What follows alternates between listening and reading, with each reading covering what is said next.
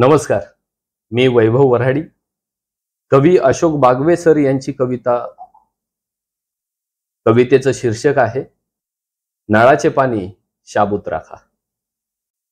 नळाचे पाणी गळत असेल तर ते फुकट जात नाही. वळत वळत नकळत प्रवाहातून सागरात साठते. पुन्हा पाऊस होऊन बरसायला आणि धरणी ओलसर करायला. पण तुमच्यातले पाणी हळूहळू ओसरत नि वितळत गेले तर त्याची वाफ होते फुकाची, ना आधांतरी ना मनांतरी. तुम्ही त्यांच्या गॅस चेंबरमध्ये सुकता कडकडीत होऊन भावना शून्य ठोकळे होता आणि ते तुमचा स्टॅम्प करतात. हमखास कुठल्याही पत्रिकेवर तुम्हाला न विचारता उमटवतात ठसा आणि बटन दाबून तुमचा जीव पुढच्या 5 वर्षांसाठी तगवतात कसा बसा.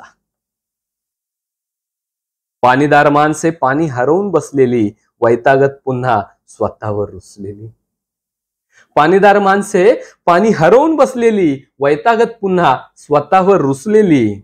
आता उठा, बांधा कमरा, मनाला द्या संविधानाचा चारा. सावध ऐका पुढच्या हाका, तुडवा बेमुरवत त्यांचा हरामी हे का. जन हो, तुमचे पाणी शाबूत राखा, शाबूत राखा.